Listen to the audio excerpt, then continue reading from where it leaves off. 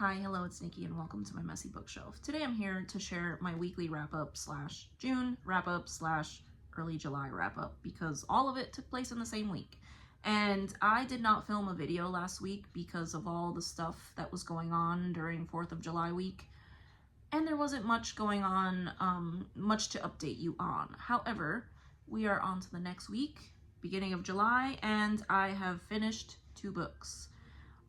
So I'll just get right into it. So before, my daughter had picked some things out of the TBR jar for me, our first ever go at using a TBR jar. And I have to say, I think it was quite successful. So a couple of weeks ago, I read this because she pulled it out of the jar. Did not expect to get farther than I did the first time. I ended up finishing this, what was it, like 2 weeks ago? And I was so engrossed in that world, I was so sucked in, that I moved on to book number 2. And yes, I did finish this week. So we truly are having a big book summer this summer. These also fulfilled the prompt, or the just the need to read historical fiction for the historical fiction readathon that was going on in June. But yes, I finished Shogun Part 1 and Part 2. So this one this week, and I loved it. I could not put this down. I could not put it down. And it's a lot different than the typical historical fiction that I read, but I think it was interesting to me because of just the sense of adventure. It was more bloody, more brutal, a lot more political intrigue, assassinations happening and all kinds of different things, as well as the fact that it was set in feudal Japan. So fascinating. I am on to watch the show now because I could not get enough of this world and this story. So loved it. Highly recommend it. If you have the time and you are looking for a big book or a couple of big books to read, I highly recommend Shogun. It is brutal. I will say that. It is brutal. There are some things that happen that you're like, holy crap. But I think that's what made it what it is. So I loved Shogun Part 1 and Part 2. The other book that I finished this week, and I said I was going to finish this in June, I ended up finishing it on July 4th, but that's okay.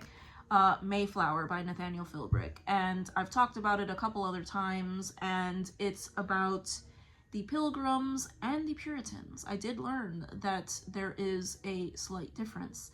The Pilgrims who came over on the Mayflower, and what happened before they got here to America, what happened when they got here, and what happened after they got here, for the 50 years or so after they got here, and how things could have been different if people weren't so greedy and backstabbing on both sides, but obviously, especially when the Puritans came over.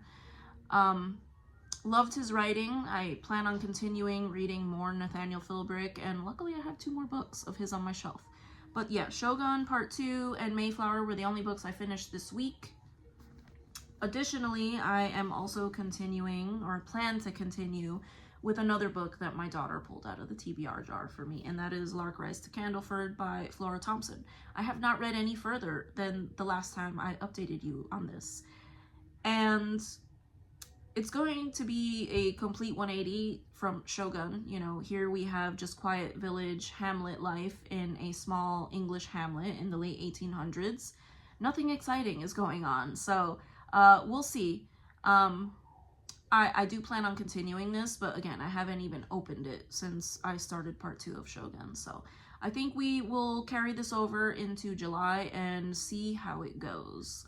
Probably a good idea for me to read something a little bit different than what I have just spent, 1,000+ pages, well over 1,000 pages reading. And then the last thing is also something that my daughter pulled out of the TBR jar, and this is what I am currently reading right now, and it is Jonathan Strange and Mr. Norrell by Susanna Clarke. And I started reading this last year. There was nothing wrong. I was just reading so many other things, so I put it aside, and she picked it for my big book summer prompt from the TBR jar, and I have already read further than I did last year, and I am sufficiently drawn in that I think I will continue. So yes, I think this is a winner, and I will continue reading this, at least until it gives me a reason not to. But yeah, that is what I have been getting up to this last week. It is, I think, July 6th now, but I will share my other books that I plan on reading, my pile for July, in a separate video. But yeah, I thank you so much if you stayed till the end of this video, and I hope to see you in the next one. I would love to hear if you've read any of these or are interested in reading any of these. But again, thank you so much, and I'll see you in the next one. Take care. Bye.